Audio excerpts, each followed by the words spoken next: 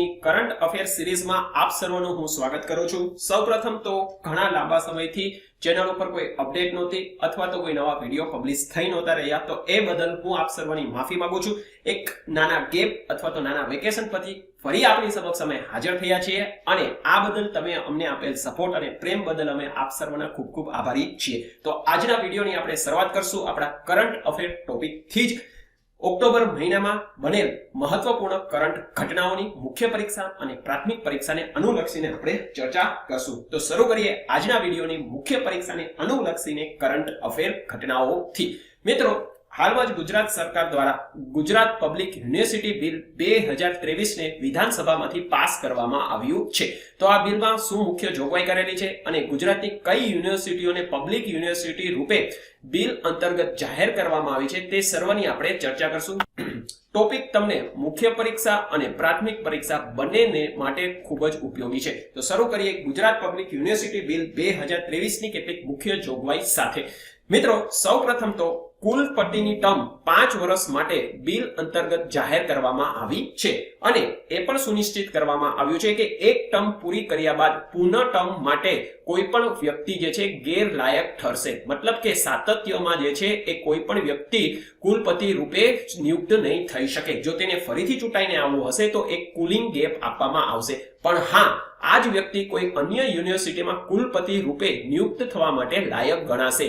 એક ને એક યુનિવર્સિટીમાં તે સાતત્યમાં જે છે એ કુલપતિ રૂપે નિયુક્ત થઈ નહીં શકે। બરાબર છે? તો આ એક સૌપ્રથમ મુખ્ય જોગવાઈની આપણે ચર્ચા કરી। બીજું, બિલ અંતર્ગત કુલ 11 યુનિવર્સિટીને ગુજરાતમાં પબ્લિક યુનિવર્સિટી રૂપે જાહેર કરવામાં આવી છે, જેમાંથી 10 યુનિવર્સિટીના કુલપતિ એટલે ચાન્સેલર પદે રાજ્યના રાજ્યપાલ હશે, જ્યારે એક યુનિવર્સિટી એટલે એમએસ યુનિવર્સિટી જે વડોદરા ખાતે આવેલ છે તેના ચાન્સેલર પદે અથવા તો કુલપતિ રૂપે શ્રીમતી શુભાંગની રાજે ગાયકવાડ જે છે એ નિયુક્ત થશે।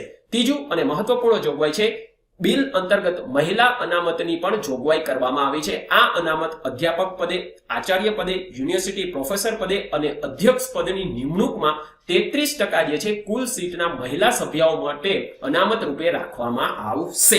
ચોથી મહત્વપૂર્ણ જોગવાઈ છે, યુનિવર્સિટીમાં હવે સેનેટ અને સિન્ડિકેટના સ્થાને બોર્ડ ઓફ મેનેજમેન્ટ કાર્ય કરશે અને બિલની અંતિમ અને મુખ્ય જોગવાઈ છે, બિલ અંતર્ગત કુલ 11 યુનિવર્સિટીને ગુજરાત પબ્લિક યુનિવર્સિટી રૂપે જાહેર કરવામાં આવી છે અને આ 11 યુનિવર્સિટી કઈ છે તેની સૂચિ પણ તમે મિત્રો એકવાર જોઈ લો। પ્રાથમિક પરીક્ષામાં હોઈ શકે આમાંથી તમને કોઈ યુનિવર્સિટી પૂછી લે। બરાબર? આ 11 યુનિવર્સિટી કઈ છે? પહેલી છે એમએસ યુનિવર્સિટી વડોદરા, બીજી ગુજરાત યુનિવર્સિટી અમદાવાદ, ત્રીજી સરદાર પટેલ યુનિવર્સિટી આણંદ, ચોથી વીર નર્મદ યુનિવર્સિટી સુરત, પાંચમી સૌરાષ્ટ્ર યુનિવર્સિટી રાજકોટ, છઠ્ઠી મહારાજા કૃષ્ણકુમારસિંહજી યુનિવર્સિટી ભાવનગર, સાતમી હેમચંદ્રાચાર્ય યુનિવર્સિટી પાટણ, આઠમી ક્રાંતિ ગુરુ શ્યામજી કૃષ્ણ વર્મા યુનિવર્સિટી કચ્છ, નવમી ભક્ત કવિ નરસિંહ મહેતા યુનિવર્સિટી જુનાગઢ, 10મી શ્રી ગોવિંદ ગુરુ યુનિવર્સિટી ગોધરા અને 11મી અને અંતિમ university doctor Baba Saheb Ambedkar open university. આ કુલ 11 યુનિવર્સિટીને ગુજરાત પબ્લિક યુનિવર્સિટી બિલ 2023 અંતર્ગત ગુજરાતમાં પબ્લિક યુનિવર્સિટી રૂપે જાહેર સરકારે કરેલી છે। બરાબર? સૂચિને ખાસ યાદ રાખી લેજો। તો બિલ અંતર્ગતની કેટલીક મુખ્ય જોગવાઈ અને બિલમાં કઈ યુનિવર્સિટીને પબ્લિક યુનિવર્સિટી રૂપે જાહેર કરી છે તેની આપણે ચર્ચા કરી। ચાલો આગળ વધશું। હવેના સેક્શનમાં આપણે જોશું કે ઓક્ટોબર મહિનામાં બનેલ કેટલીક પ્રાથમિક પરીક્ષા રૂપને અનુલક્ષીને મહત્વપૂર્ણ કરંટ અફેર ઘટનાઓની। સૌપ્રથમ છે ટ્રાવેલ ફોર લાઈફ ઇનિશિયેટિવ। હાલમાં જ the Pacific Asia travel association એટલે પેટા દ્વારા ટ્રાવેલ ફોર લાઈફ ઇનિશિયેટિવને પોતાના ક્ષેત્ર એટલે એશિયા પેસિફિક ક્ષેત્રમાં લાગુ કરવા માટે કરાર કરવામાં આવ્યા છે। હવે આ કરાર કોની સાથે કરવામાં આવ્યો છે? આ કરાર પર્યટન અને પર્યાવરણ મંત્રાલય ભારત સરકાર, UNWTO અને UNEP એટલે યુનાઇટેડ નેશન એન્વાયરમેન્ટ પ્રોગ્રામ સાથે પેટા દ્વારા ટ્રાવેલ ફોર લાઈફ ઇનિશિયેટિવને પેસિફિક એશિયા ક્ષેત્રમાં લાગુ કરવા માટે કરાર કરવામાં આવ્યા છે। અને મિત્રો, ટ્રાવેલ ફોર લાઈફ ઇનિશિયેટિવની શરૂઆત વિશ્વ ટુરિઝમ દિવસ જે 28 સપ્ટેમ્બરના રોજ મનાવવામાં આવે છે ત્યારથી કરવામાં આવી છે। મિત્રો, ટ્રાવેલ ફોર લાઈફ ઇનિશિયેટિવ એ મિશન લાઈફનો જ ભાગ છે। તેના અંતર્ગત જ આ ઇનિશિયેટિવની શરૂઆત કરવામાં આવી છે અને તમને ખ્યાલ જ છે મિશન લાઈફની શરૂઆત વર્ષ 2022માં COP26 ગ્લાસગો ક્લાઇમેટ સમિટ દરમિયાન ભારત સરકાર દ્વારા કરવામાં આવી છે અને તેનો મેઇન ઉદ્દેશ્ય છે કે આપણી લાઈફ જે છે એ સસ્ટેનેબલ મેનરમાં રહે, એટલે રિડ્યુસ, રીયુઝ અને રીસાયકલના કન્સેપ્ટને પ્રમોટ કરવા માટે મિશન લાઈફની શરૂઆત કરવામાં આવી છે. એના જ અંતર્ગત સસ્ટેનેબલ ટુરિઝમને પ્રમોટ કરવા માટે ટ્રાવેલ ફોર લાઈફ ઇનિશિયેટિવની શરૂઆત કરવામાં આવી છે. ક્યારથી? વિશ્વ ટુરિઝમ દિવસથી, 28 સપ્ટેમ્બરથી. બરાબર, આ ફેક્ટને ખાસ યાદ રાખજો. તમને સ્ટેટમેન્ટમાં આપી દે કે ટ્રાવેલ ફોર લાઈફ ઇનિશિયેટિવની શરૂઆત કયા દિવસથી કરવામાં આવી છે. મિત્રો, ટ્રાવેલ ફોર લાઈફ ઇનિશિયેટિવ અંતર્ગત કુલ 8 થીમ ઉપર ભાર મૂકવામાં આવ્યો છે. તેમાં પહેલી થીમ છે ઉર્જાનો બચાવ કરવો, પાણીનો બચાવ કરવો, સિંગલ યુઝ પ્લાસ્ટિક પર પ્રતિબંધ મૂકવો, કોઈ પણ બગાડ ઓછો કરવો, સ્થાનિક સમાજ અને નાના ધંધાવાળાને સુરક્ષિત કરવા, સ્થાનિક વારસા અને સંસ્કૃતિનું સન્માન કરવું, સ્થાનિક ખોરાકનું સેવન વધારવું અને છેલ્લે પર્યાવરણની જાળવણી કરવી. એટલે તમે આ બધા મુદ્દાને જોશો તો તમને એક વાત તમને સામે આવશે કે ભાઈ ટુરિઝમને સસ્ટેનેબલ મેનરમાં પ્રમોટ કરવા માટે ટ્રાવેલ ફોર લાઈફ ઇનિશિયેટિવની શરૂઆત કરવામાં આવી છે. બરાબર, ચાલો આગળનો કરંટ અફેર હવે જોશું. Rise initiative. હવે આ રાઇઝ ઇનિશિયેટિવ છે શું અને શા માટે ચર્ચામાં છે? હાલમાં જ વર્લ્ડ બેંક અને જાપાન દ્વારા આ સંયુક્ત પહેલની શરૂઆત મોરોકો દેશ ખાતેથી કરવામાં આવી છે. મિત્રો, મોરોકો દેશ પણ હાલમાં ચર્ચામાં હતો. શા માટે? આફ્રિકન કોન્ટિનેન્ટમાં આવેલો આ દેશમાં ભૂકંપ જોવા મળ્યો હતો, ડેડલી ભૂકંપ થયો હતો, તે માટે તે ચર્ચામાં હતો અને આ જ દેશમાં વર્લ્ડ બેંક અને જાપાન દ્વારા સંયુક્ત રૂપે રાઇઝ ઇનિશિયેટિવની શરૂઆત કરવામાં આવી છે. હવે આ ઇનિશિયેટિવ છે શું તેને પણ આપણે જોઈ લઈએ. રાઇઝ નો ફૂલ ફોર્મ છે resilient inclusive supply chain enhancement. બરાબર, resilient and inclusive supply chain enhancement એટલે રાઇઝ ઇનિશિયેટિવ. બરાબર, આ પહેલ અંતર્ગત કોઈ પણ ઉભરતી અર્થવ્યવસ્થા અથવા વિકાસશીલ દેશમાં સ્વચ્છ ઉર્જાના ઉત્પાદન અને તેને લગતા ખનિજના ખનનને પ્રોત્સાહન આપવા માટે અને ખનનને પ્રોત્સાહન આપી તે દેશમાં રોજગાર નિર્માણનું સર્જન કરવા માટે રાઇઝ ઇનિશિયેટિવની શરૂઆત કરવામાં આવી છે. અને આ ઇનિશિયેટિવ દ્વારા જળવાયુ પરિવર્તન અને રોજગાર નિર્માણ આ બંને સમસ્યાઓને હલ કરવા માટે પહેલની શરૂઆત કરવામાં આવી છે. મિત્રો, ખાસ યાદ રાખજો, રાઇઝ ઇનિશિયેટિવ અંતર્ગત સ્વચ્છ ઉર્જાના ઉત્પાદનને લગતા ખનિજના ખનનને પ્રોત્સાહન આપવામાં આવશે.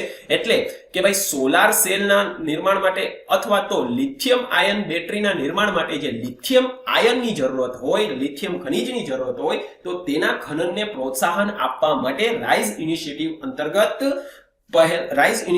અંતર્ગત પ્રોત્સાહન આપવામાં આવશે, ના કે કોઇલના ખનન માટે. બરાબર, આ ડિફરન્શિએટને ખાસ યાદ રાખજો, તમને સ્ટેટમેન્ટ વાઇઝ પ્રાથમિક પરીક્ષામાં આપી દે ટ્રેપ કરવા માટે. બરાબર, ચાલો આગળ વધશો. આગળનો કરંટ અફેર છે ગ્રીન એનર્જી કોરિડોર.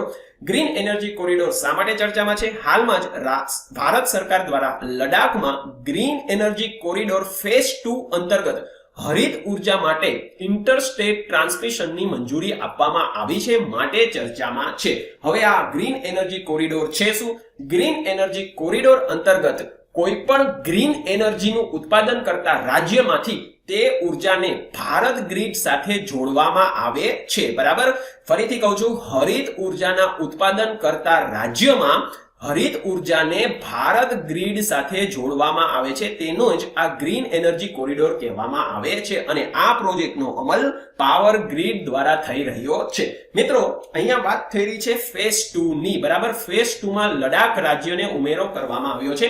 કુલ 2 ફેઝમાં આ કોરિડોર લાગુ થઈ રહ્યો છે. પહેલા ફેઝમાં ગુજરાત, આંધ્રપ્રદેશ, કર્ણાટક, હિમાચલ પ્રદેશ, મહારાષ્ટ્ર, મધ્યપ્રદેશ, તમિલનાડુ અને રાજસ્થાન રાજ્યમાં હરિત ઉર્જા જે ઉત્પાદન થઈ રહ્યું છે તેને ભારત ગ્રીડ સાથે જોડવામાં આવી રહી છે. બરાબર, આ હરિત ઉર્જામાં સોલાર ઉર્જા હોઈ શકે, વિન્ડ ઉર્જા હોઈ શકે અથવા તો તમારી હાઇડ્રો ઉર્જા હોઈ શકે. બરાબર છે. અને ફેઝ 2 માં જે ઉપરના આપણે તબક્કા 1 ના રાજ્યોની જે ચર્ચા કરી તે ઉપરાંત કેરળ, યુપી અને હવે લડાખ રાજ્યનો સમાવેશ કરવામાં આવ્યો છે. અને આ આખો પ્રોજેક્ટ તમને 2021-22 થી 2025-26 ના ગાળા દરમિયાન લાગુ થતો જોવા મળશે. બરાબર, તો green energy corridor power grid દ્વારા લાગુ કરવા જઈ રહ્યો છે અને તેનો મેઇન ઉદ્દેશ્ય છે કે દેશમાં ઉત્પાદિત થતી હરિત ઉર્જાને ભારત ગ્રીડ સાથે કનેક્ટ કરવામાં આવે. ચાલો આગળનો કરંટ અફેર હવે જોશું આપણે. અપાર કાર્ડ છે શું? હાલમાં ભારત સરકાર દ્વારા ન્યૂ એજ્યુકેશન પોલિસી 2020 અંતર્ગત એક રાષ્ટ્ર એક વિદ્યાર્થી ઓળખ કાર્ડની પહેલની શરૂઆત કરવામાં આવી છે અને તે જ અંતર્ગત અપાર કાર્ડ જે છે એ વિદ્યાર્થીઓને આપવામાં આવશે. અપાર કાર્ડનો ફૂલ ફોર્મ છે ઓટોમેટેડ પરમેનન્ટ એકેડમિક એકાઉન્ટ રજિસ્ટરી. ફરીથી કહું છું, ઓટોમેટેડ પરમેનન્ટ એકેડમિક એકાઉન્ટ રજિસ્ટરી. આમ જોવો તો આ અપાર કાર્ડ એક ડિજિટલ ઓળખપત્ર રૂપે જ કામ કરશે. જેવી રીતે આધાર કાર્ડ જે છે એવી જ રીતે અપાર કાર્ડ પણ કામ કરશે. તે પણ 12 આંકડાનો જ હશે. ફરક ખાલી એટલો છે કે અપાર કાર્ડ જે છે એ ભારતીય વિદ્યાર્થીઓને આપવામાં આવશે, જેમાં તેની પ્રી પ્રાઇમરી થી લઈ ઉચ્ચ અભ્યાસ સુધીની શૈક્ષણિક લાયકાત, ક્રેડિટ સ્કોર, પ્રમાણપત્ર આ બધુંની વિગત જે છે એમાં સંગ્રહિત હશે અને તેનો ઉપયોગ કરીને કોઈ પણ વિદ્યાર્થી સ્કૂલ અથવા કોલેજમાં પ્રવેશ મેળવવા માટે, સ્કોલરશિપ માટે કે અન્ય શૈક્ષણિક પ્રવૃત્તિમાં પોતાની આઈડેન્ટિટી રૂપે અપાર કાર્ડનો ઉપયોગ કરી શકશે. બરાબર છે? તો એક રાષ્ટ્ર એક વિદ્યાર્થી ઓળખ અંતર્ગત જ સરકારશ્રી દ્વારા ન્યૂ એજ્યુકેશન પોલિસી 2020 અંતર્ગત અપાર કાર્ડ જે છે એ વિદ્યાર્થીઓને આપવામાં આવશે. પ્રાથમિક એટલે પ્રી પ્રાઇમરી થી લઈ ઉચ્ચ અભ્યાસ સુધીની બધી જ વિગત વિદ્યાર્થીઓની આમાં સંગ્રહિત કરવામાં આવશે. ચાલો આગળ વધશું. આગળનો કરંટ અફેર છે, હાલમાં જ 69મો રાષ્ટ્રીય ફિલ્મ પુરસ્કાર આપવામાં આવ્યો હતો. મિત્રો, આ પુરસ્કારની શરૂઆત વર્ષ 1954 થી કરવામાં આવી હતી અને તેને પહેલા સ્ટેટ એવોર્ડ ફોર ફિલ્મ થી પણ ઓળખાતો હતો. મિત્રો, આ પુરસ્કાર કુલ 3 શ્રેણીની ફિલ્મ માટે આપવામાં આવે છે, જેમાં feature film, non feature film અને બેસ્ટ રાઇટિંગ ઓન સિનેમા આ 3 ફિલ્મની કેટેગરીમાં આપવામાં આવે છે. અને પુરસ્કાર પણ મિત્રો 3 કેટેગરીમાં આપવામાં આવે છે. પહેલો કેટેગરી છે દાદા સાહેબ ફાળકે એવોર્ડ. હવે દાદા સાહેબ ફાળકે એવોર્ડ કોને આપવામાં આવે? એવી વ્યક્તિને જે ભારતીય સિનેમાના વિકાસ માટે તેને પ્રયાસ કરેલા હોય, એટલે લાઈફ ટાઈમ એચીવમેન્ટ રૂપે દાદા સાહેબ ફાળકે એવોર્ડ આપવામાં આવે છે. બીજો પુરસ્કાર છે રજત કમળ. રજત કમળ એવી ફીચર ફિલ્મ માટે આપવામાં આવે છે. અને ત્રીજો પુરસ્કાર છે બેસ્ટ પોપ્યુલર ફિલ્મને. બરાબર? અને મિત્રો, કઈ કેટેગરીમાં કઈ ફિલ્મને અથવા કયા આર્ટિસ્ટને દાદા સાહેબ ફાળકે પુરસ્કાર આપવામાં આવ્યો છે તેની હું અહીંયા ચર્ચા કરતો નથી, કારણ કે તમને સર્વને આ વસ્તુની ખબર હોય જ છે. બરાબર? અહીંયા આપણે ફક્ત પુરસ્કાર વિશે જ બેઝિક માહિતી લઈ લીધી. ચર્ચામાં છે, હોઈ શકે, પૂછાઈ શકે પ્રાથમિક પરીક્ષામાં. ચાલો આગળ વધશું. આગળનો કરંટ અફેર છે CAR T સેલ થેરાપી. મિત્રો, હાલમાં CAR T સેલ થેરાપી ચર્ચામાં છે. શા માટે? ભારતીય drug controller general of India એટલે DGCI દ્વારા દેશમાં ઇમ્યુનો એક્ટ નામની કંપની દ્વારા નેક્સકાર 19 જે CAR T સેલ થેરાપી ઉપર આધારિત કેન્સરના ઉપચાર માટેની થેરાપી છે તેને મંજૂરી આપી છે. માટે CAR T સેલ થેરાપી ચર્ચામાં છે. મિત્રો, હવે CAR T સેલ થેરાપી કહેવાય કોને તે જાણવું ખૂબ જ જરૂરી છે. CAR T સેલ થેરાપી સૌપ્રથમ તો તમે એનો ફૂલ ફોર્મ જાણી લ્યો. CAR નો મતલબ છે કિમેરિક એન્ટીજન રિસેપ્ટર ટી સેલ એટલે CAR T સેલ થેરાપી. મિત્રો, આ થેરાપી અંતર્ગત દર્દીના ટી સેલને લેબમાં ઉછેરવામાં આવે છે.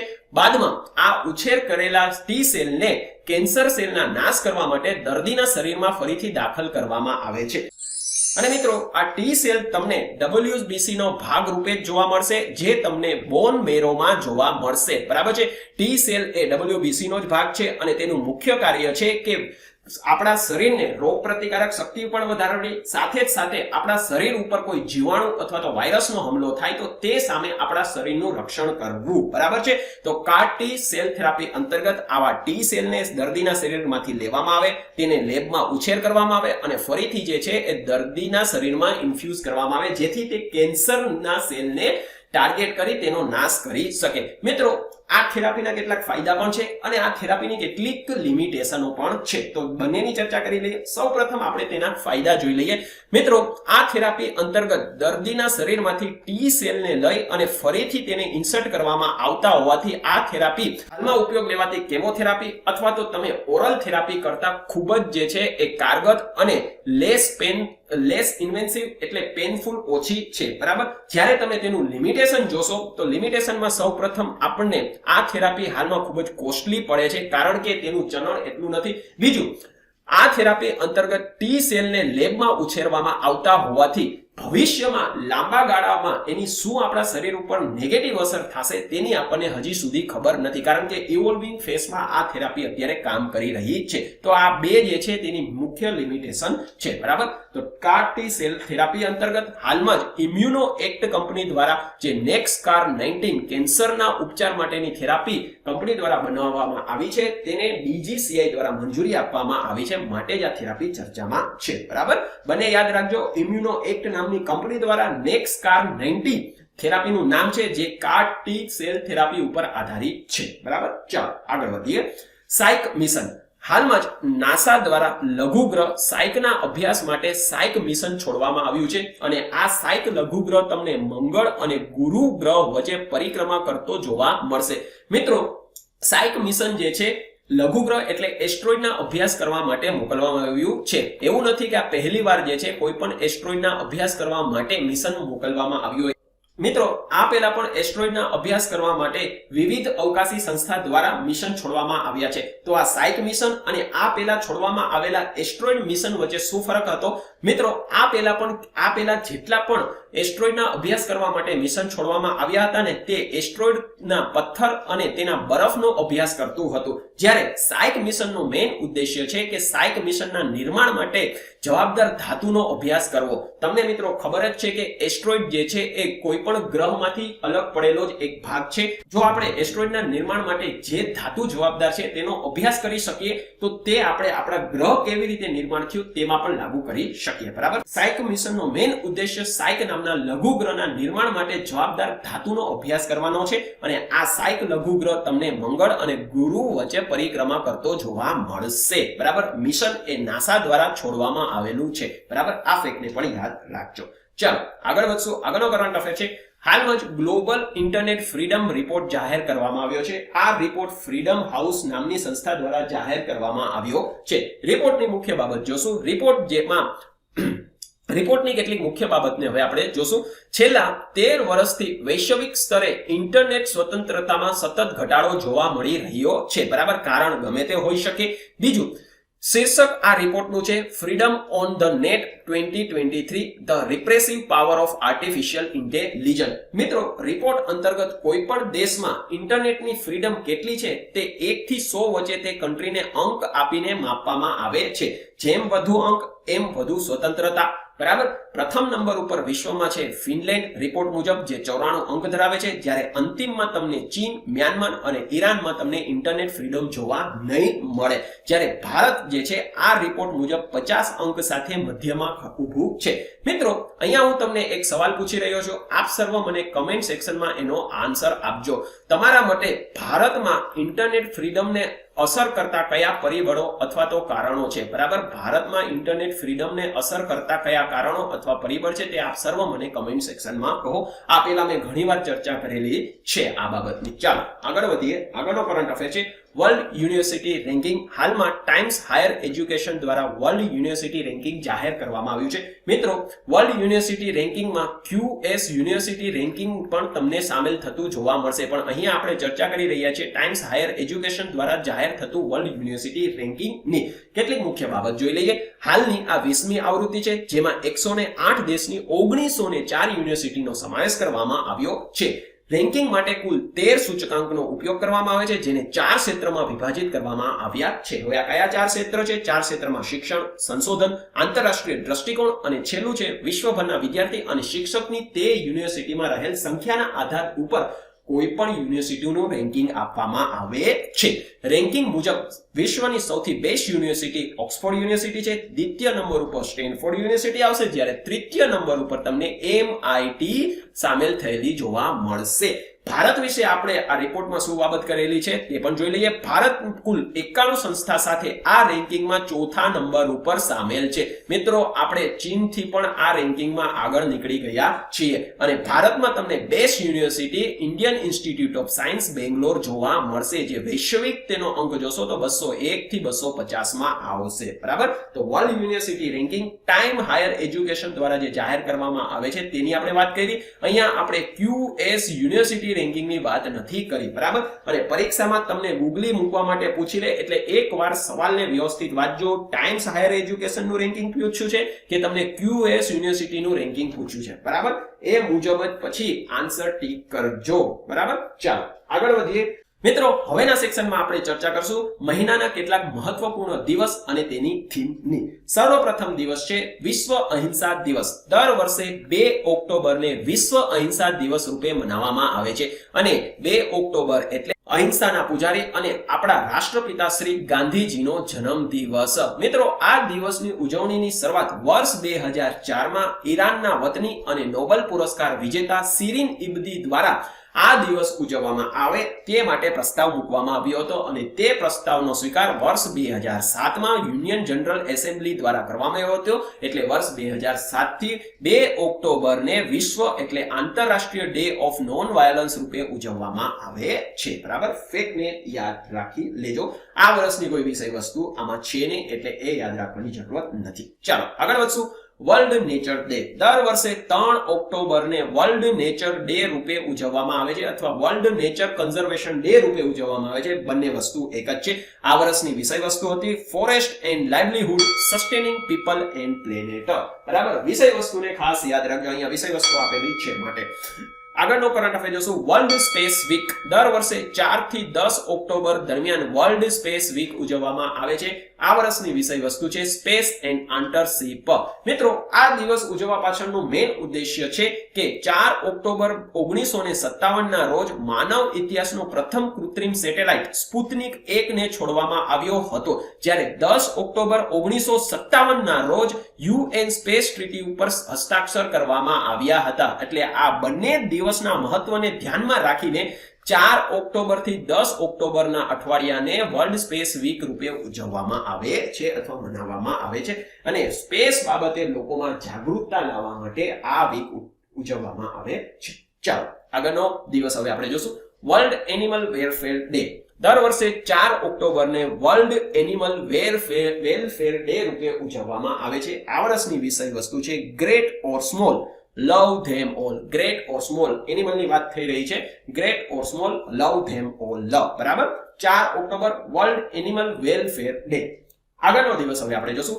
વિશ્વ શિક્ષક દિવસ દર વર્ષે 5 ઓક્ટોબરને વિશ્વ એટલે વર્લ્ડ ટીચર ડે રૂપે મનાવવામાં આવે છે. આ વર્ષની વિષય વસ્તુ હતી the teacher we need for the education we want. મિત્રો, અહીંયા આપણે વાત કરી વિશ્વ શિક્ષક દિવસની, જ્યારે આપણા દેશમાં રાષ્ટ્રીય શિક્ષક દિવસ પણ મનાવવામાં આવે છે. તો આ રાષ્ટ્રીય શિક્ષક દિવસ કઈ તારીખે મનાવવામાં આવે છે તે આપ સર્વ મને કમેન્ટ સેક્શનમાં કહો. બરાબર છે. ચાલો આગળ વધશું. આગળનો દિવસ છે એરફોર્સ દિવસ. મિત્રો, ભારતીય એરફોર્સ દિવસ દર વર્ષે 8 ઓક્ટોબરના રોજ મનાવવામાં આવે છે. મિત્રો, 8 ઓક્ટોબર શા માટે ચૂઝ કરવામાં આવ્યું છે? વર્ષ 1932માં દેશમાં સૌ પ્રથમ વખત એરક્રાફ્ટ ફ્લાઇટની શરૂઆત 8 ઓક્ટોબરના રોજ કરવામાં આવી હતી. માટે જ 8 ઓક્ટોબરને ભારતમાં એરફોર્સ દિવસ રૂપે મનાવવામાં આવે છે. મિત્રો, વર્ષ 2023 નો 91મો એરફોર્સ દિવસ પ્રયાગરાજ ખાતે મનાવવામાં આવ્યો હતો અને આ દિવસ એટલા માટે પણ મહત્વપૂર્ણ છે કે આ જ દિવસે સૌ પ્રથમ વખત એરફોર્સની નવી ઇનસાઇન અથવા સિમ્બોલને પણ જાહેર કરવામાં આવી હતી, જેનો ફોટો તમે અહીંયા જોઈ શકો છો. મિત્રો, આ વર્ષનો દિવસ પણ એટલા માટે પણ મહત્વપૂર્ણ છે કે વર્ષ 2023 ના એરફોર્સ દિવસ દરમિયાન રશિયન બનાવટના MiG-21 ફાઇટર એરક્રાફ્ટે છેલ્લી વખત જે છે ઉડાન ભરી હતી. આ બાદ MiG-21 ને ભારતીય વાયુસેનામાંથી સેવા નિવૃત્ત કરવામાં આવી રહ્યા છે. માટે પણ 91મો એરફોર્સ દિવસ મહત્વપૂર્ણ બની જાય છે. પહેલું તો એરફોર્સની નવી સિમ્બોલ અથવા ઇનસાઇન જાહેર કરવામાં આવી અને સાથે જ સાથે MiG-21 વિમાને છેલ્લી જે છે ઉડાન ભરી હતી. મિત્રો, એરફોર્સનો મોટો છે નભ સ્પર્શ Deepam, touch the sky with glory. આ બાબતને પણ સાથે યાદ રાખી લેજો. ચાલો આગળ વધશું. આગળનો દિવસ છે વિશ્વ પોસ્ટ દિવસ. 9 ઓક્ટોબરને વિશ્વ પોસ્ટ દિવસ અથવા તો વર્લ્ડ પોસ્ટ ડે રૂપે મનાવવામાં આવે છે. આ વર્ષની વિષય વસ્તુ છે together for trust collaborating for safe અને કનેક્ટેડ ફ્યુચર. મિત્રો, 9 ઓક્ટોબરને વિશ્વ પોસ્ટ દિવસ શા માટે મનાવવામાં આવે છે? તો વર્ષ 1874માં યુનિવર્સલ પોસ્ટલ યુનિયનની સ્થાપના 9 ઓક્ટોબરે કરવામાં આવી હતી. તો તેના માનમાં જે છે એ વિશ્વ પોસ્ટ દિવસ 9 ઓક્ટોબરે મનાવવામાં આવે છે. અને મિત્રો, હાલમાં વિશ્વની તમને સૌથી જૂની કાર્યરત પોસ્ટલ સેવા શંકુહાર સ્કોટલેન્ડ ખાતે જોવા મળશે, જેની સ્થાપના 1712માં કરવામાં આવી હતી. આ વિશ્વની સૌથી જૂની કાર્યરત પોસ્ટલ સેવા છે. જો આપણે ભારતની વાત કરી લઈએ તો ભારતમાં પણ આ રાષ્ટ્રીય પોસ્ટલ દિવસ જે છે એ 9 ઓક્ટોબરે જ મનાવવામાં આવે છે અને ભારતમાં પોસ્ટલ સેવાની શરૂઆત 1854માં લોર્ડ ડેલહાઉસી દ્વારા કરવામાં આવી હતી. બરાબર, લોર્ડ ડેલહાઉસી દ્વારા ભારતમાં પોસ્ટલ સેવાની શરૂઆત વર્ષ 1854 થી કરવામાં આવી હતી. મિત્રો, અહીંયા મેં વાત કરી કે યુનિવર્સલ પોસ્ટલ યુનિયનની સ્થાપના 1874 માં 9 ઓક્ટોબરે કરવામાં આવી હતી. માટે આ વિશ્વ પોસ્ટલ દિવસ મનાવવામાં આવે છે. તો આ યુપીઆઈ નું હેડક્વાર્ટર તમને ક્યાં જોવા મળશે? યુપીઆઈ નું હેડક્વાર્ટર તમને બર્ન સ્વિટ્ઝરલેન્ડ ખાતે આવેલું છે. બરાબર છે. આ ફેક્ટને પણ સાથે સાથે યાદ રાખી લેજો. ચાલો આગળનો હવે દિવસ આપણે જોશું વિશ્વ માનસિક સ્વાસ્થ્ય દિવસ, the world mental health day. દર વર્ષે 10 ઓક્ટોબરને વિશ્વ માનસિક સ્વાસ્થ્ય દિવસ રૂપે મનાવવામાં આવે છે.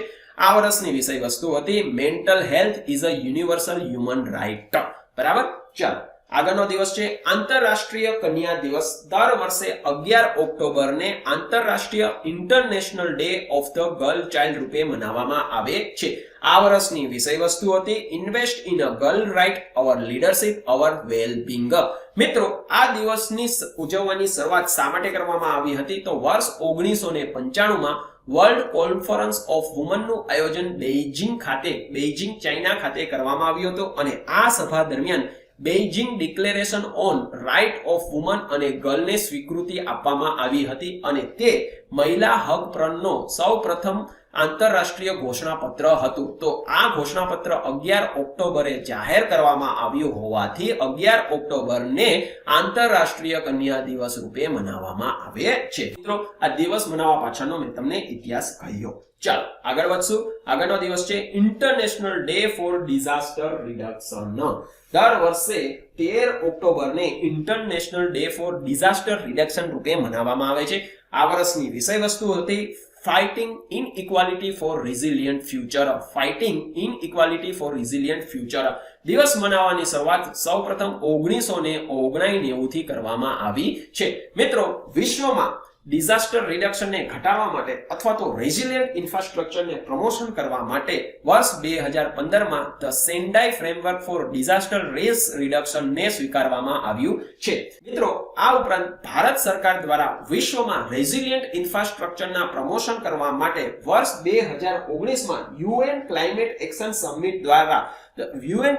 એક્શન સમિટ દરમિયાન CDRI એટલે coalition for disaster resilient infrastructure association અથવા તો સંગઠનની જાહેરાત કરવામાં આવી હતી. બરાબર છે. આ સંગઠનમાં હાલમાં કુલ 39 સભ્ય છે, જેમાં 31 સભ્ય દેશો છે અને બાકીના 8 જે છે એ સંગઠનનો સમાવેશ થાય છે, જેમાં યુએન નો પણ સમાવેશ થઈ ગયો. બરાબર. તો ભારત સરકાર દ્વારા વિશ્વમાં રેઝિલિયન્ટ ઇન્ફ્રાસ્ટ્રક્ચર અથવા તો ડિઝાસ્ટર પ્રૂફ ઇન્ફ્રાસ્ટ્રક્ચરને પ્રમોશન કરવા માટે CDRI coalition for disaster resilient infrastructure સંગઠનની પણ જાહેરાત કરવામાં આવી છે. તો આ બાબતને પણ સાથે યાદ રાખજો.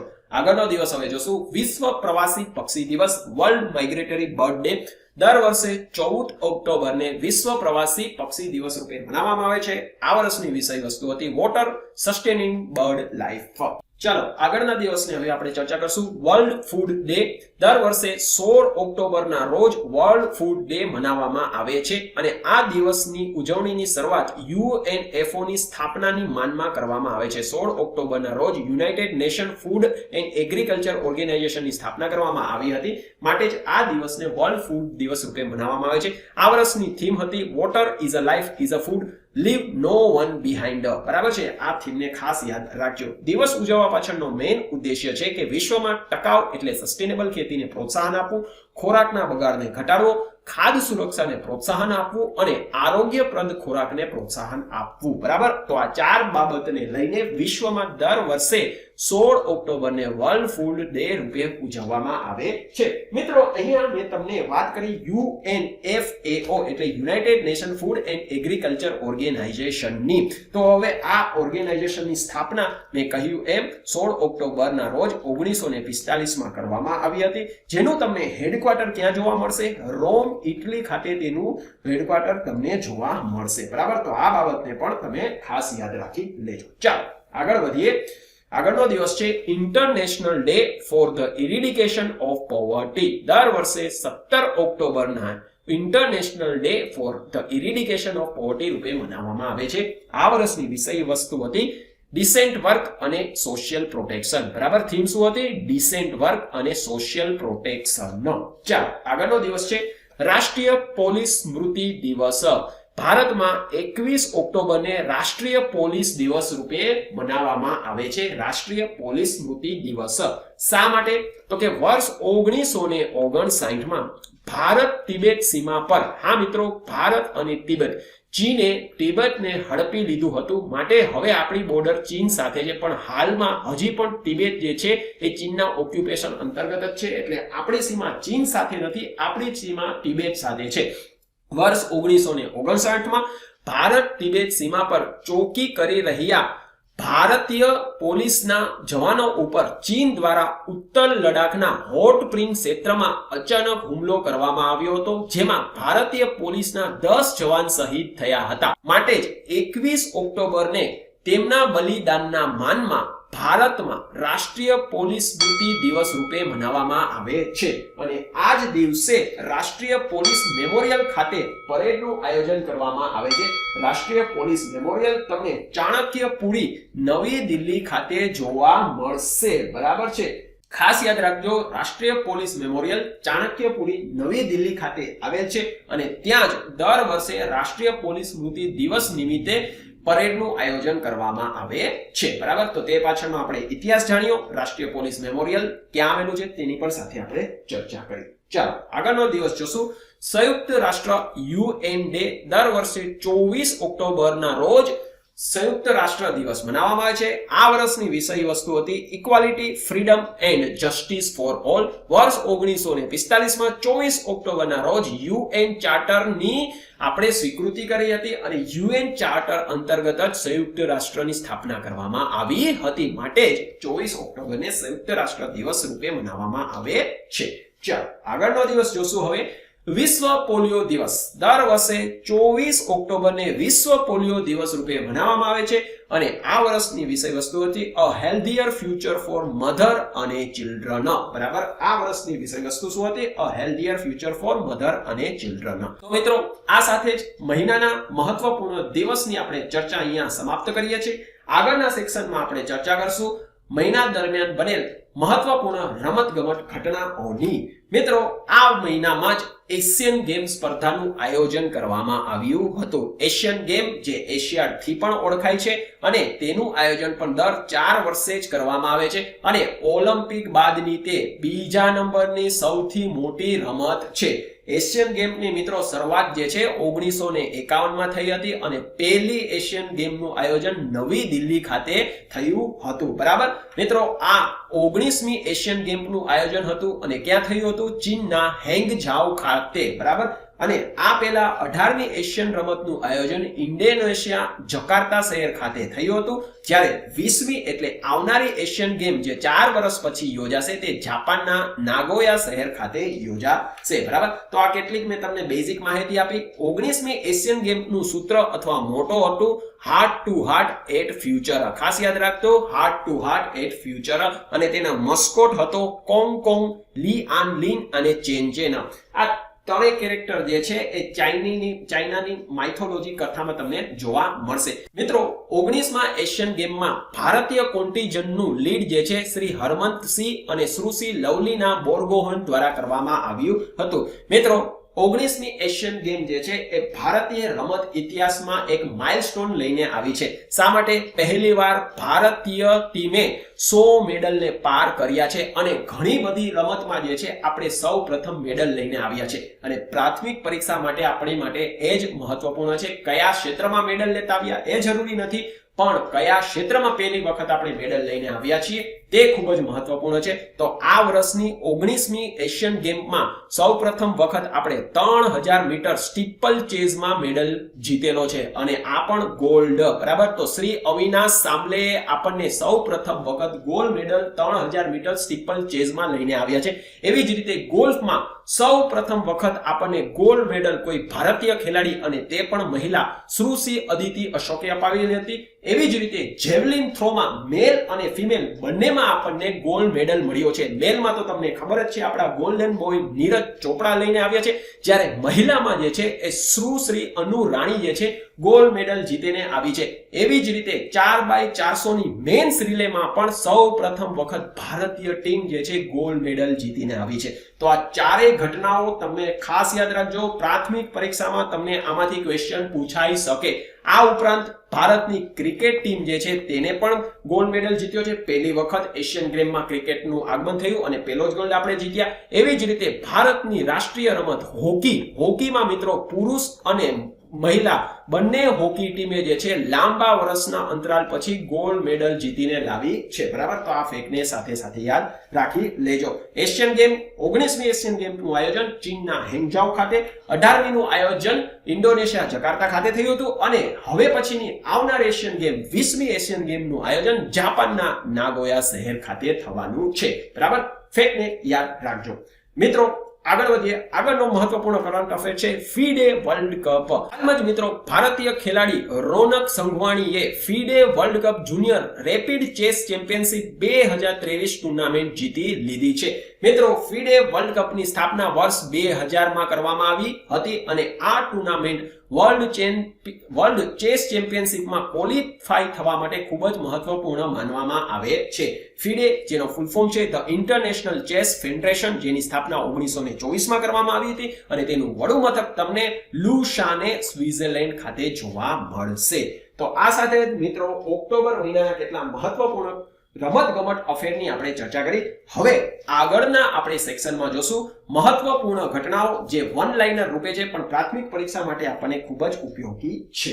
પરીક્ષાર્થી મિત્રો, હાલમાં જ દેશના અલગ અલગ રાજ્યોમાંથી બનતી પ્રોડક્ટને કોમર્સ મિનિસ્ટ્રી દ્વારા જીઆઈ ટેગ આપવામાં આવ્યો છે. તો આવી કેટલીક પ્રોડક્ટને આપણે જોશું, કારણ કે પ્રાથમિક પરીક્ષામાં આમાંથી ક્વેશ્ચન પૂછાવાના પૂરા ચાન્સીસ રહેતા હોય છે. સૌપ્રથમ આવી પ્રોડક્ટ છે બસોહલી પશીમા.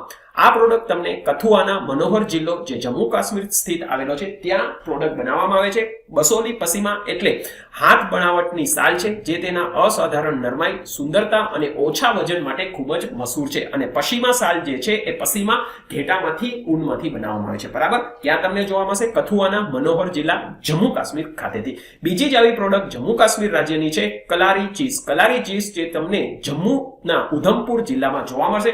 આ પ્રોડક્ટ ગુજ્જર જાતિ દ્વારા પરંપરાગત ગાયના દૂધમાંથી બનાવવામાં આવે છે અને તેને ગરમા ગરમ પીરસવામાં આવે છે. બરાબર, કલારી ચીઝ ઉધમપુર જિલ્લો ગુજ્જર જાતિના લોકો દ્વારા તેનું ઉત્પાદન કરવામાં આવે છે. બીજી જ આવી ચીઝની પ્રોડક્ટ છે યાક ચુરપી. યાક ચુરપી જે છે તમને અરુણાચલ પ્રદેશમાં તમને જોવા મળશે.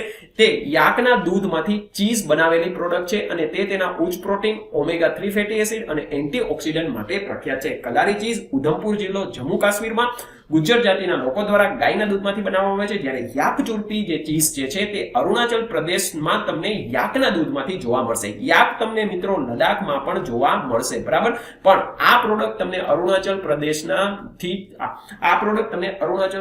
જોવા મળશે. માટે તમને કન્ફ્યુઝ કરવા માટે મિત્રો પ્રાથમિક પરીક્ષામાં ઓપ્શનમાં લદ્દાખ પણ આપે અને અરુણાચલ પ્રદેશ પણ આપી શકે. બરાબર, કે યાક ચુરપી તમને ક્યાં જોવા મળશે, અરુણાચલ પ્રદેશમાં કે લદ્દાખમાં. મિત્રો અહીંયા યાકના દૂધ સાથેની સંકળાયેલી એક બીજા ફેક્ટને પણ જાણી લ્યો.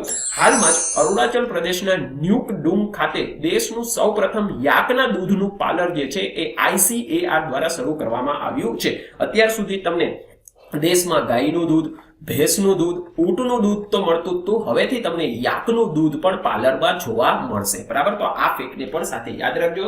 અને આ પ્રયાસ દ્વારા સરકાર દ્વારા અરુણાચલ પ્રદેશમાં યાકના દૂધના વેચાણ વધે, જેનેથી એનિમલ હસબન્ડરીને પ્રોત્સાહન મળે અને એને સાથે સંકળાયેલ રોજગારને પણ વધારો થશે. બરાબર, ચાલો આગળની પ્રોડક્ટ હવે આપણે જોશું ખમતી ચોખા. ખમતી ચોખા તે તમને અરુણાચલ પ્રદેશના નસમાઈ જિલ્લામાંથી આવતા જોવા મળશે અને આ ચોખા તેના ઇનસોલ્યુબલ ફાઇબર માટે ખૂબ જ જાણીતા છે. અને જીઆઈ ટેગની અંતિમ પ્રોડક્ટ છે તંગસા ટેક્સટાઇલ. તંગસા ટેક્સટાઇલ તમને અરુણાચલ પ્રદેશના ચાંગલાંગ જિલ્લામાં જોવા મળશે અને આ ટેક્સટાઇલ હાથ વણાટનું કાપડ છે તેનું નિર્માણ જે છે એ તંગસા જાતિના લોકો દ્વારા કરવામાં આવે છે. તો હાલમાં જ કોમર્સ મિનિસ્ટ્રી દ્વારા આપવામાં આવેલી કેટલીક પ્રોડક્ટના જીઆઈ ટેગની આપણે ચર્ચા કરી. ખાસ યાદ રાખજો, પ્રોડક્ટ કયા રાજ્યમાંથી આવે છે અને પ્રોડક્ટ કેની સાથે સંકળાયેલું છે તે તમને પ્રાથમિક પરીક્ષામાં ઓપ્શન આપીને પૂછી શકે. બરાબર, ચાલો આગળનો કરંટ અફેર જોશું. સાહરા સની. હવે આ સાહરા સની છે શું? સાહરા સની એ ભારતીય સર્વોચ્ચ અદાલતમાં સૌ પ્રથમ એવા મૂક બધિર વકીલ બની ગયા છે જેને વકાલતની શરૂઆત કરી છે, માટે ચર્ચામાં છે સાહરા સની.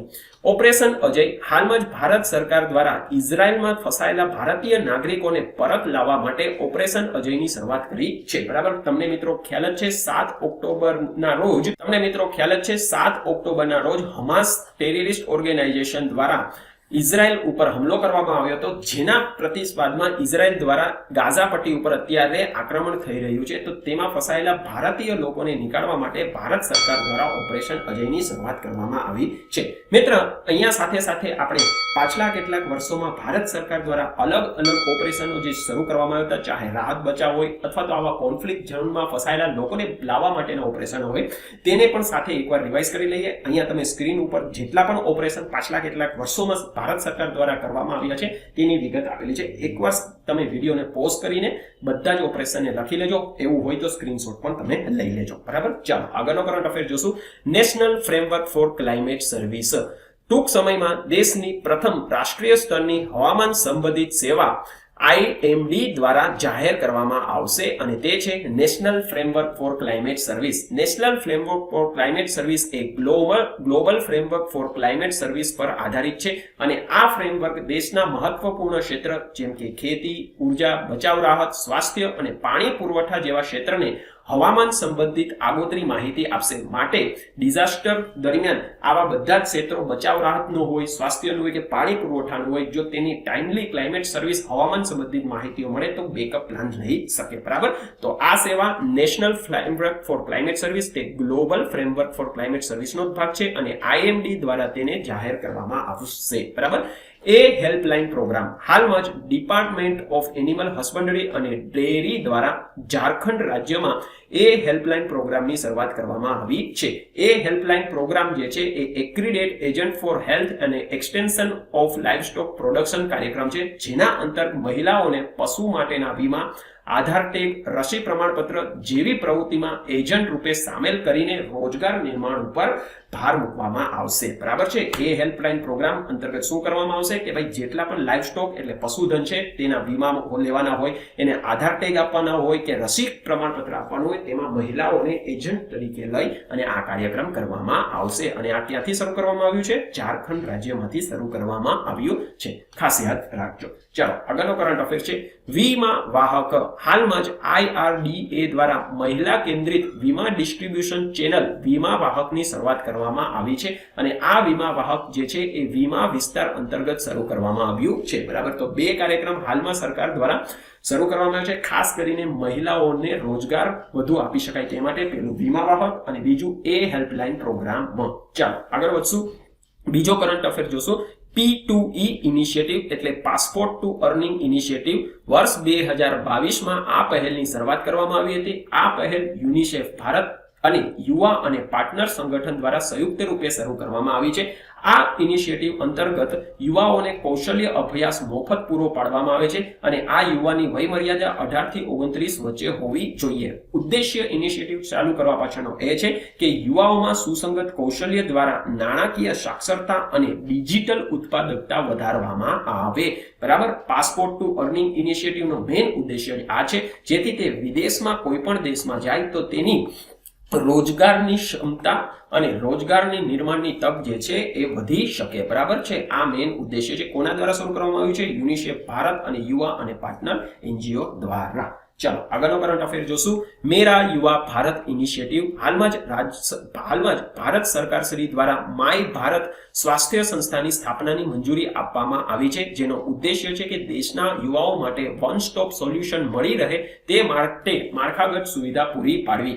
આ સંસ્થા ભારતના ગૃહમંત્રી શ્રી સરદાર પટેલ, બરાબર, ભારતના પ્રથમ ગૃહમંત્રી શ્રી સરદાર પટેલના જન્મ દિવસે રાષ્ટ્રને સમર્પિત કરવામાં આવશે. શું?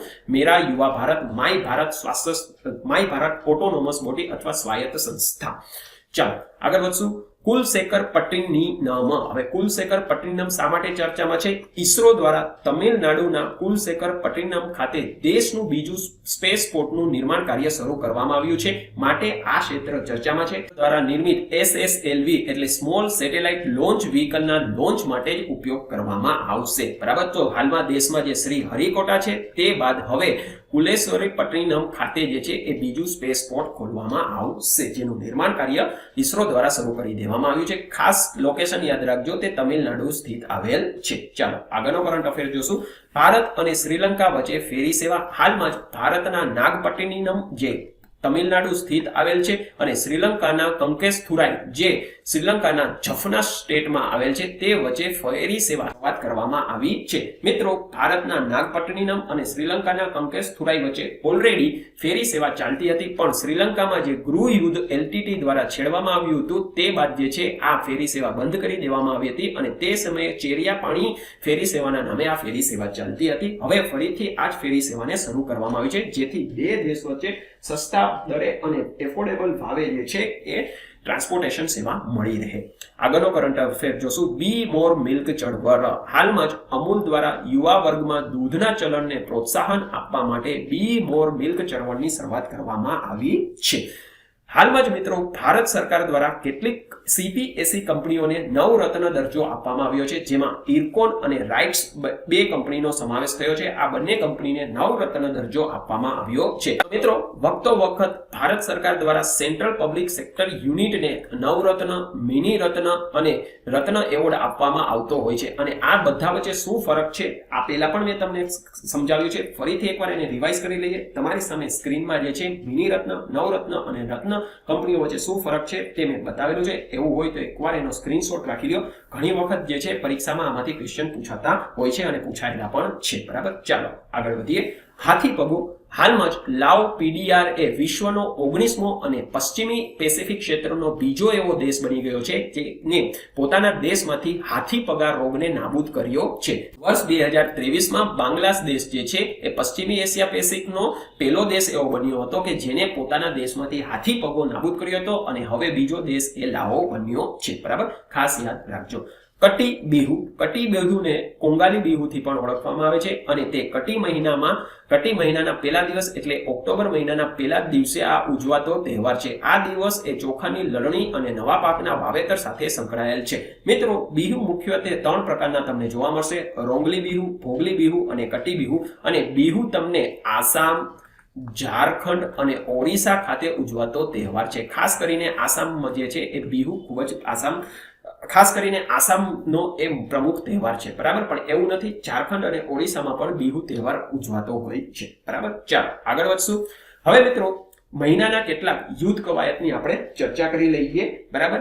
પૂર્વી આકાશ. ભારતીય વાયુસેના અને ભારતીય થલ સેનાની આ સંયુક્ત યુદ્ધ કવાયત છે, જે પૂર્વી કમાન્ડ ક્ષેત્રમાં જોવા મળી હતી. પૂર્વી કમાન્ડ એટલે ઈસ્ટર્ન, જે આપણો નોર્થ ઈસ્ટનો એરિયા છે, વેસ્ટ બેંગાલ છે, ત્યાં આ કમાન્ડ દ્વારા આ યુદ્ધ કવાયત કરવામાં આવી હતી. બીજી યુદ્ધ કવાયત છે હરિમાઉ શક્તિ. હરિમાઉ શક્તિ એ ભારતીય થલસેના અને મલેશિયાની થલસેનાની સંયુક્ત કવાયત છે.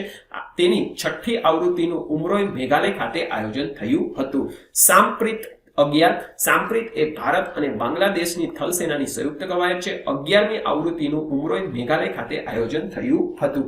ચોથી છે ચક્રવાત 2023. આ વાર્ષિક સંયુક્ત રાહત અને બચાવ કવાયત છે, જેમાં સેનાની ત્રણેય પાક, અર્ધલશ્કરી દળ, NDRF, NGO અને શૈક્ષણિક સંસ્થાઓ ભાગ લેતી હોય છે. અને આખરી યુદ્ધ કવાયત છે ઓપરેશન ચક્ર 2. ઓપરેશન ચક્ર અંતર્ગત CBI દ્વારા દેશમાં સાયબર ગુનેગારોને પકડવા માટે આ દેશવ્યાપી અભિયાન ચલાવવામાં આવ્યું હતું. તો મિત્રો, કેટલીક આ મહિનાની યુદ્ધ કવાયતની આપણે ચર્ચા કરી. આગળ વધશું. INS ઇમ્ફાલ પ્રોજેક્ટ 15B અંતર્ગત નિર્મિત આ સ્વદેશી સ્ટીલ ડિસ્ટ્રોયર છે, જેનું નિર્માણ મજગાંવ ડોકયાર્ડ દ્વારા કરવામાં આવ્યું છે. મિત્રો, IMF ઇમ્ફાલ સાથે એક ઐતિહાસિક ઘટના પણ બની છે. આ યુદ્ધ પોતમાં મહિલા અધિકારી અને ખલાસી માટે રહેવા માટેની આવાસનું પણ ખાસ નિર્માણ કરવામાં આવ્યું છે. તો એ માટે INS ઇમ્ફાલ પણ ચર્ચામાં રહેશે. ચાલો આગળ વધીએ. Digital passport. ફિનલેન્ડ એ વિશ્વનો પ્રથમ એવો દેશ બની ગયો છે જેને પોતાના નાગરિક માટે ડિજિટલ પાસપોર્ટ ઇસ્યુ કરવાની શરૂઆત કરી છે. બરાબર. આ શરૂઆત કરી છે, બરાબર. આવનાર સમયમાં અમેરિકા દ્વારા, યુકે દ્વારા અને ફ્રાન્સ દ્વારા પણ પોતાના નાગરિકોને ડિજિટલ પાસપોર્ટ ઇસ્યુ કરવા માટેની પહેલ શરૂ કરવામાં આવશે. પણ વિશ્વનો અત્યારનો પહેલો દેશ એ ફિનલેન્ડ દેશ બન્યો છે. વેલી ક્વીન હેરિટેજ ટ્રેન હાલમાં જ રાજસ્થાનના મારવાડ જંકશનથી ખમલી ઘાટ સુધી વેલી ક્વીન હેરિટેજ ટ્રેનની સેવા શરૂ કરવામાં આવી છે. એ વેલી ક્વીન ટ્રેન એ રાજસ્થાનની એકમાત્ર હેરિટેજ ટ્રેન સેવા છે, બરાબર. આ ફેક્ટને પણ ખાસ યાદ રાખજો. ઇન્ડિયા મોબાઈલ કોંગ્રેસ 2023 હાલમાં 7મી આવૃત્તિનું ભારત મંડપમ ખાતે અનાવરણ કરવામાં આવ્યું છે. આ એશિયાની સૌથી મોટી ટેલિકોમ, મીડિયા અને ટેકનોલોજી ફોરમ પરની કોંગ્રેસ અથવા સભા છે. આ વર્ષની વિષય વસ્તુ હતી ગ્લોબલ ડિજિટલ ઇનોવેશન. આગળનો કરંટ અફેર જોશું. એઆઈડીબી ભારત સતત ત્રીજી વખત એઆઈડીબી સંગઠનનો જનરલ કોન્ફરન્સના અધ્યક્ષ પદે પસંદ કરવામાં અથવા નિયુક્ત થયું છે.